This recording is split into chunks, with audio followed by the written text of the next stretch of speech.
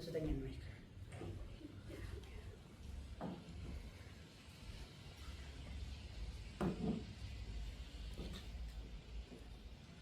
ምንድነው የሚለው የመጀመሪያው መዝሙር መድኃኔዓለም ክርስቶስ በቀራንዮ ስቆ መድኃኔዓለም ክርስቶስ በቀራንዮ ስቆ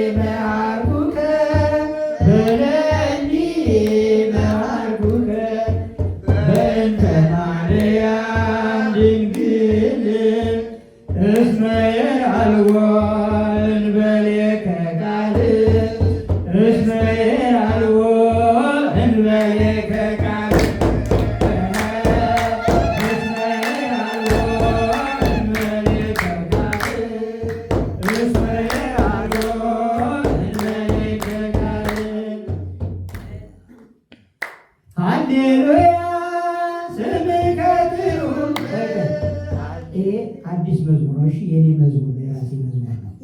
ዛሬ መዝሙር ምርቃት ነው የለመድነው። ማርያም ስምኪቱ ማር እሱ የኔ አይደለም የቆየ ነው። ይሄ ሃሌሉያ ግን አሁን አዲስ ነው የጀመርኩት። ስለዚህ እንዘምራለን።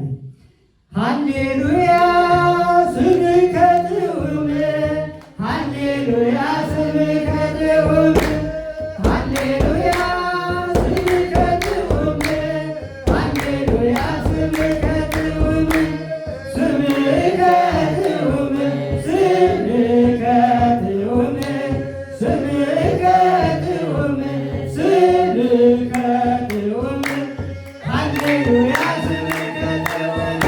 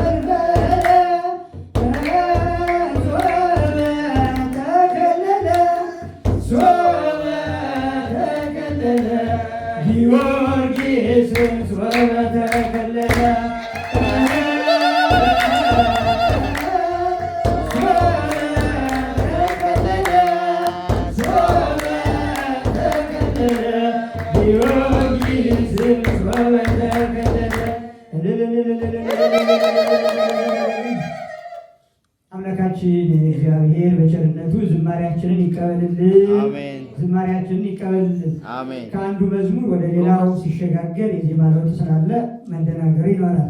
ግን እግዚአብሔር በቸርነቱ እንዲህ እንድንዘምር ስለረዳን ስሙ የተመሰገነ ይሁን። አሜን። አርሥቲክሙ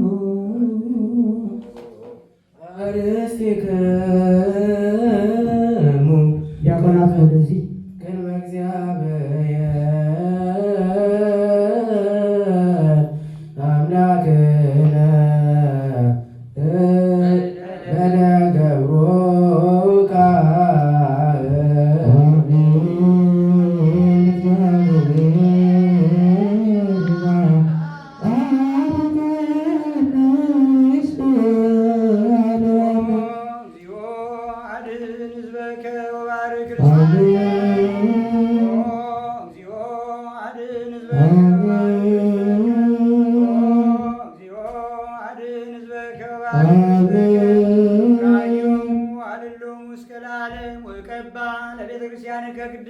እንተ አጥረይካ ወቤዘውካ በክቡር ደሙ ለዋህድ ወልድከ ወፀዋይካ ትኩን ማኅደረ ለነገሥት ወለመኳንን ለዘመን ንጹሕ ለሕዝብ ቅዱስ እለ መጻእክሙ እለ ጸለይክሙ እለ ተጋባይክሙ እለ ጸለይክሙ ተዛቲ ቅድስት ቤተክርስቲያን እለ በላይክሙ ሥጋው ቅዱሰ ወለ ሰጠይክሙ ደሞ ክቡረ ለእግዚእነ አምላክነ ወመድኃኒነ ኢየሱስ ክርስቶስ ለዘአለፈ ይምሃርክሙ ወለዘ ይመሲከብክሙ በእንተ ሥጋው ሥጋ መለኮት ወበእንተ ደሙ ደመ ሕግ ወሥርዓት ኢየሱስ ክርስቶስ ወልደ እግዚአብሔር ጸባዖት ወልደ ማርያም ንጽሕት በድንግልና ሥጋ ወድንግልና ሕሊናትም ለዓለመ ዓለም ኩኑ ፍትዋነ ወንጹሐነ ይረሴኒ ወይረሲክሙ ድልዋነ ለመንግሥተ ሰማያት እግዚኦ መሐረነ ክርስቶስ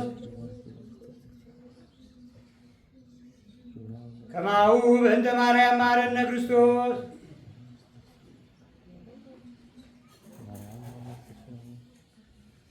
ንስሐን የምትቀበል ኃጢአትን ይቅር የምትል አበሳ በደልን የምትደመስስ ጌታዬና አምላኬ መድኃኒቴ እግዚአብሔር ኢየሱስ ክርስቶስ ሆይ የኔንም የሕዝብንም ኃጢአት አንተ በቸርነት ይቅር በል። ከኃጢአት ማሰሪያ እግዚአብሔር ይፍታ።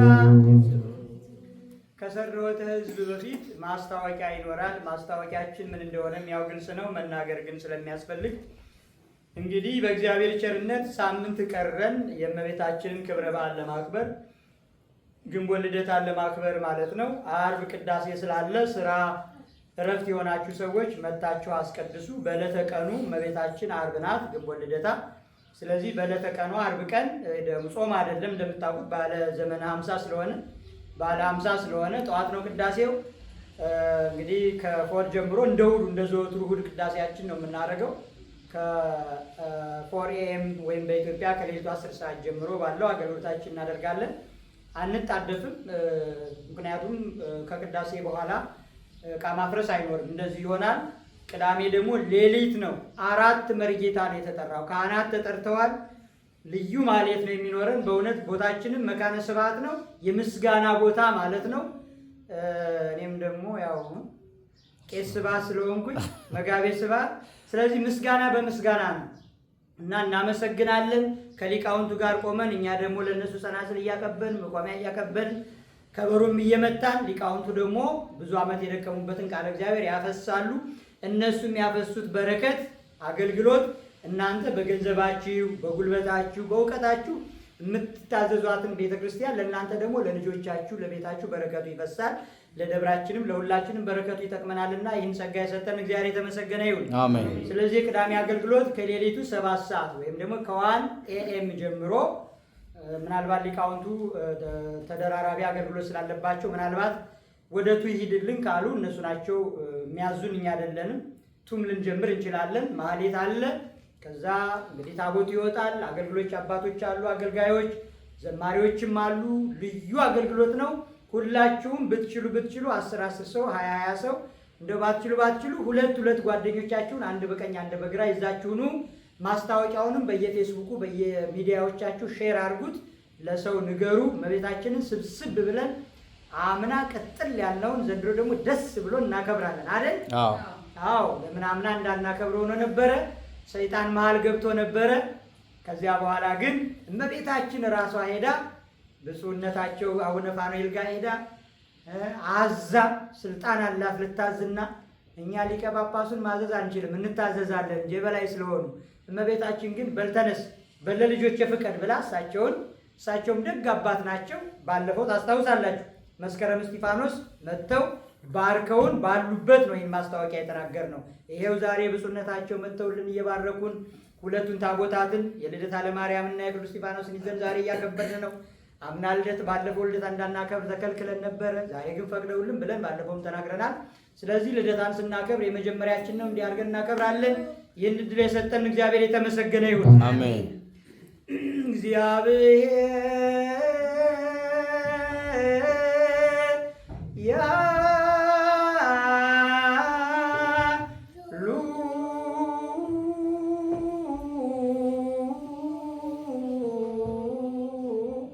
ምስለ ኩልክሙ